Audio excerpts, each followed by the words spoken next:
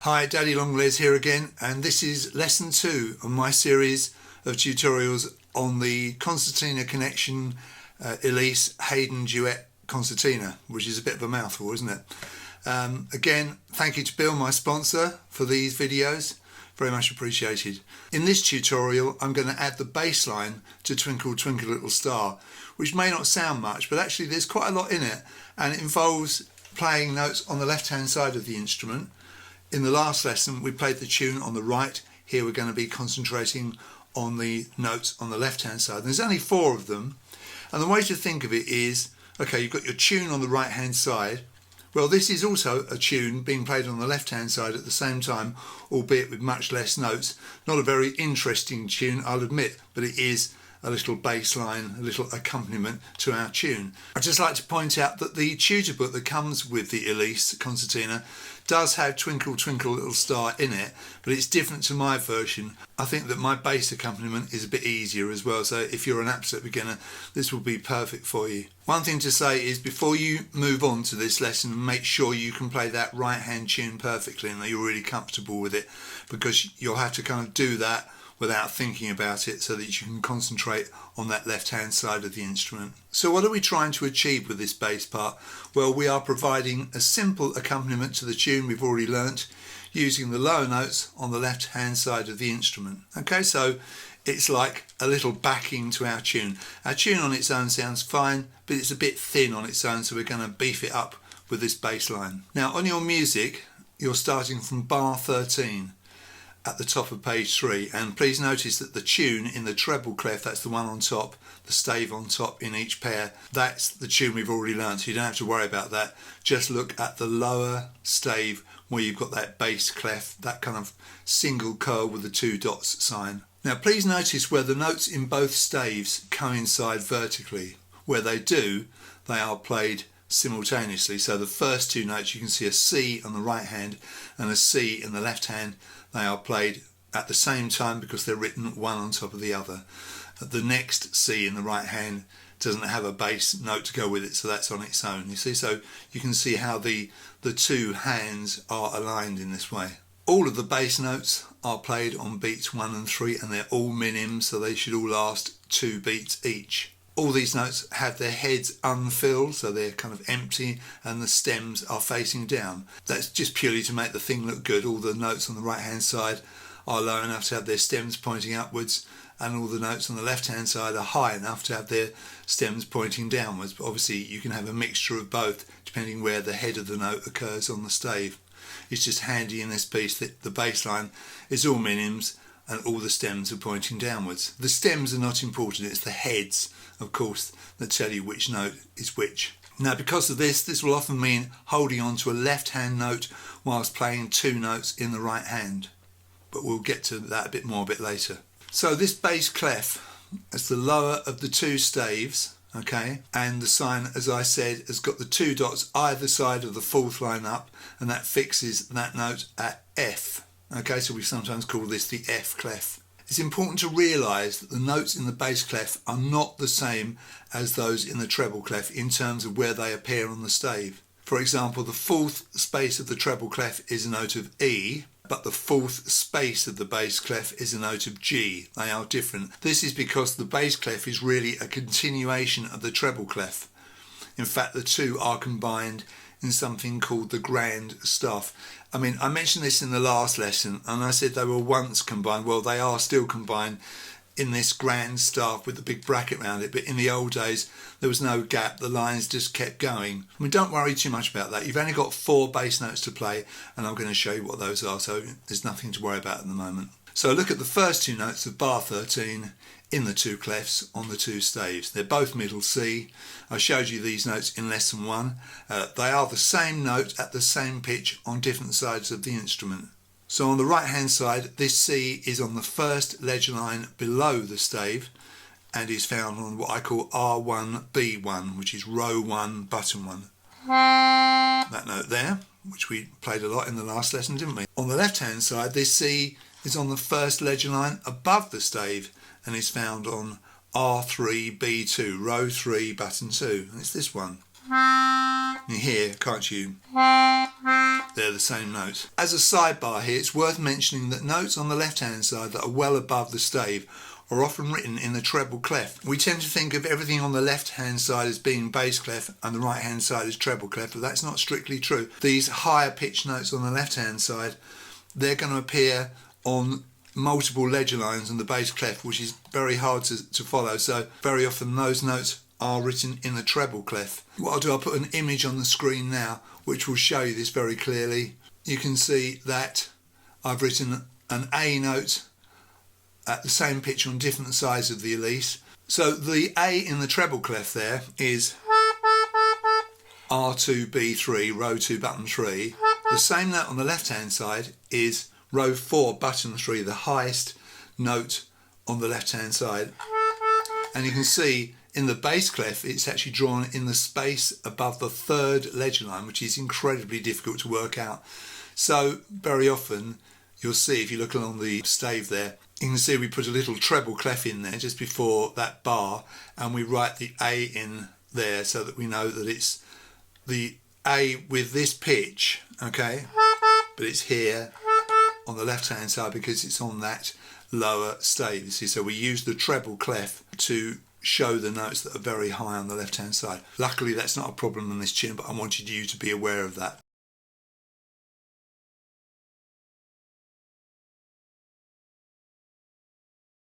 So let's get familiar with the 4 bass notes that we're going to play on the left hand side, and we'll play them in descending order. And the first one, it's our old friend middle C, finger 3, which is sometimes called the ring finger. I'm a married man, I wear a wedding ring on my 3rd finger. So you can see there, that's that one there, so that's C. Now the next note is B, below that C, and that's on R2, B4, row 2, button 4, finger 1, or the index finger. We have said that the C note, that middle C, is on the first ledger line above the stave in the bass clef. The B sits in the space above the top line. So this note here, B, row 2, button 4, finger 1 is in the space above the 5th line, that's B. So the A is row 2, button 3, played by the middle finger. If you look at your hand, it's this finger that appears in the middle, okay? And we call that finger number 2, because obviously the thumb doesn't count on the concertina, so index finger is number 1, middle finger is number 2, ring finger is number 3, and the pinky or little finger is finger 4. So finger 2 is in the middle as you look at your hand. So the A is row 2, button 3, finger 2 on the 5th line of the stave, and the last note is G, which is row 2, button 2, just one below that, finger 3, ring finger. So ring finger is used on the middle C and on this G note, and on the stave it's on the 4th space up. Look at the head of the note and you'll see it's on the 4th space up. So let's just play those 4 notes, C, B, A, G, and I'll hold them for 2 beats each, so we're getting used to this sound of the minim. So 1, 2, 1, 2, 1, 2, 1, 2. So it's here, here, here and here. So they're pretty close to each other, aren't they? I'll do that again.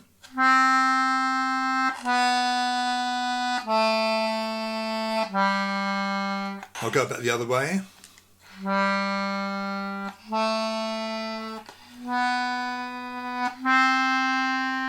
Okay.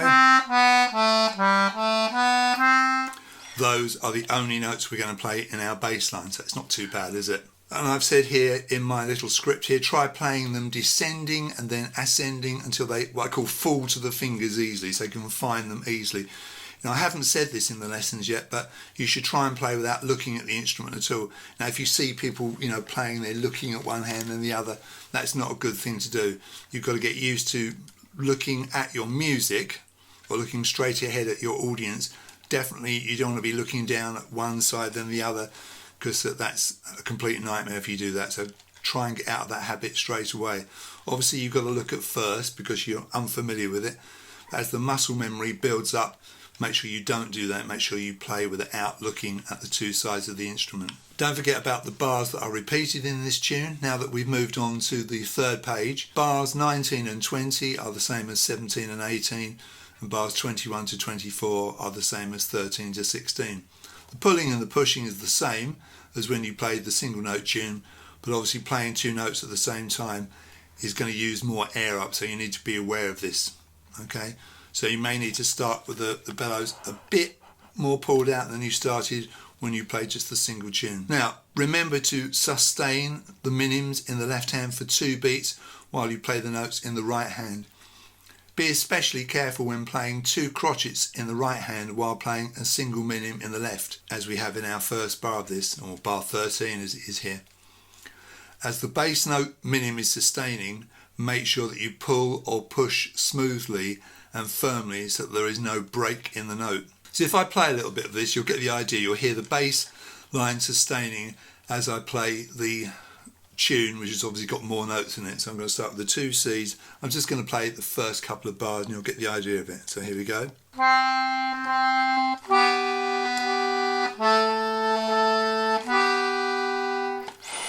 that again. It's all on the pull, that, right?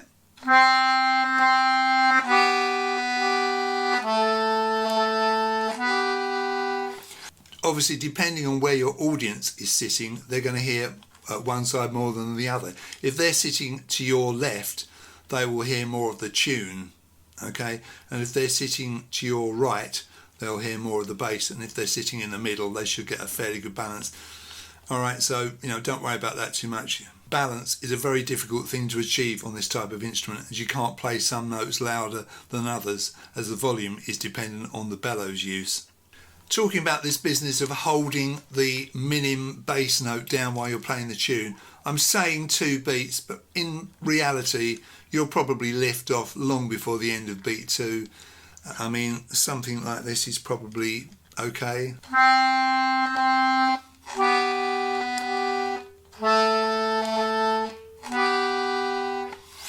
It's going to be very hard to keep that minim going right to the end of beat 2. But this is just a guideline. Now, when we play 2 or more notes together that sound nice, we call this harmony. But when we play the same note at the same time on 2 sides of the instrument, like with those 2 C's, we call that unison, for obvious reasons. So in bar 13, we've talked about the 2 C's. So you've got 2 crotchet C's played while you have 1 minim C in the left hand. So 2 crotchet C's in the tune, 1 minim C in the left hand, and then we've got 2 crotchet G's played against that B. So we've got the G, which is this note here, and we've got this note here, which is B. Now those 2 notes are different, but they sound nice together, don't they? And we call that harmony. So we go from unison to harmony in that first bar. Let's do that again. So in bar 13, we've got the unison of the 2 C's and then the harmony of the G and the B. In bar 14, we've got 2 A crotchets played against an A bass note. So that's not harmony, that's unison. The only difference this time is that the notes are an octave apart. This A in the tune is an octave above that A in the bass. Okay, but it's still technically unison, alright, because it's A, they're both A's. And then on the end of that bar, the G and the B, that's the same harmony as we played in bar 13. So let's just play those first 2 bars again, okay? Starting with the 2 C's.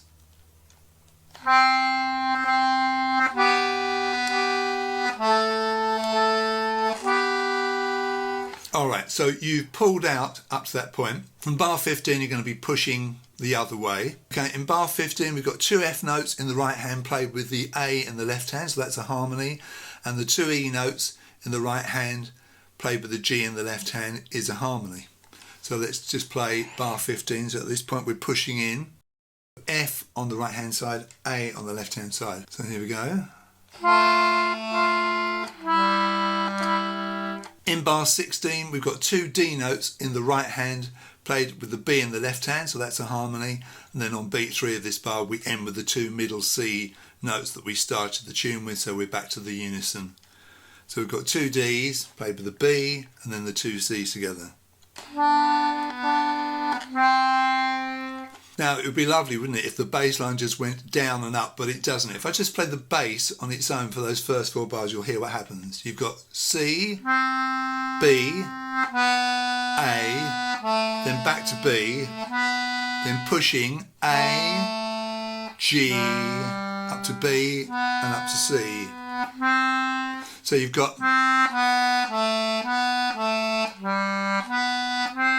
just play that slowly without talking. So pulling to start with. And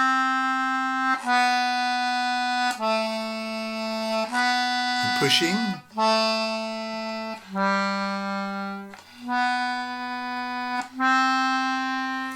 Obviously it doesn't sound much on its own, but when we put the tune with it, it sounds great. And again, don't underestimate this. I reckon this is pretty difficult to do for a beginner. It's one thing to play the tune with the right fingers, but putting that left hand in as well, I think that's very hard, and that's a massive step up from lesson 1. So like I say, don't underestimate it. So then we get to up above the world so high, that's bar 17. The 2 G notes in the right hand played with the C in the left hand, that's a harmony. So bar 17, we've got the G, row 2, button 2, with the C, row 3, button 2 on the other side. Now, that C on the left hand side, up to that G on the right hand side, that's called a fifth, that interval, that gap between those 2 notes, C, D, E, F, G. Those 2 notes together, we call that a fifth. That harmony is a fifth.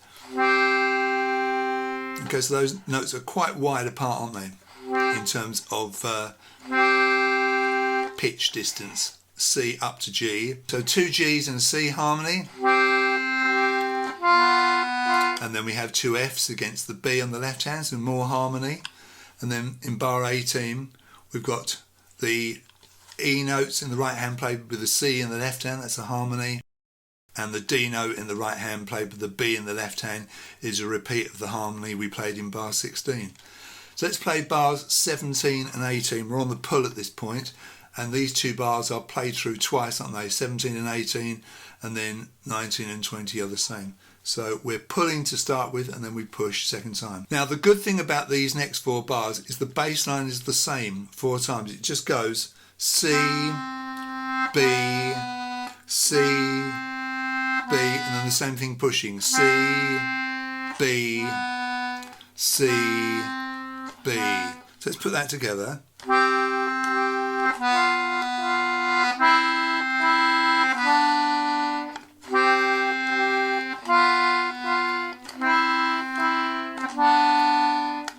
Okay, so the tune is doing its normal thing, up above the world so high, like a diamond in the sky, and the bass line just playing those 2 notes, the same 2 notes in each bar. And then of course, remember bars 21 to 24 are the same as 13 to 16. Try to memorise one hand and read the other. I would think you probably already know the right hand tune, so concentrate on the left hand, and hopefully the right hand will kind of play itself if you know it pretty well. If you can learn to play it off by heart, that's great. There's no problem with that, as long as you've definitely got it right before you cast the music aside. Because if you're using the wrong fingers, and heaven forbid you're playing the wrong notes, you're going to have a real problem putting that right. If you practice it for hours, then you discover you've got it wrong. So make sure you've read it correctly first. We talked about this with the right hand. On the left hand, notice how this middle C note is a little south of the G. They're both played by the ring finger, but it's a little bit further down, isn't it? Even though it's button 2 on the row, it's a bit further down, and it's all about this business of putting chords together, which I haven't dealt with yet. So that is basically it for this lesson. There's quite a lot there, wasn't it, just for 4 notes? But obviously it's really nice when you can play the right hand and the left hand together. They sound great, don't they? I'm going to get my sheet music out now, I find it's a lot easier to read the music from the written page rather than on a computer, and I think you probably will too, so make sure you print this music out that I give you, won't you?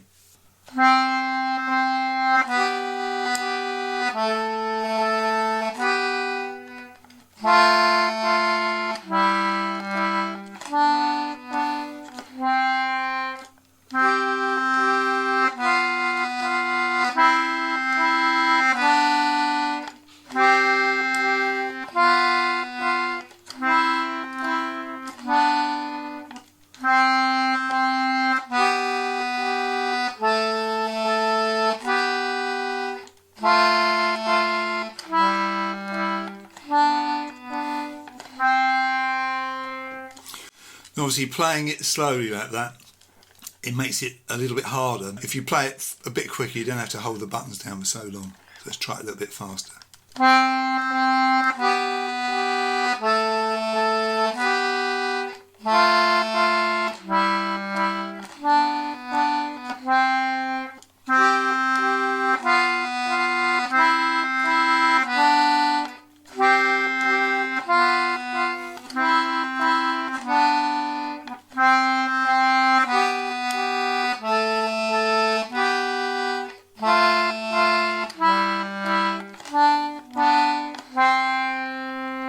I have to say that this really isn't a top quality instrument. You won't get the notes to sound as easily as you would if you were playing a very expensive instrument.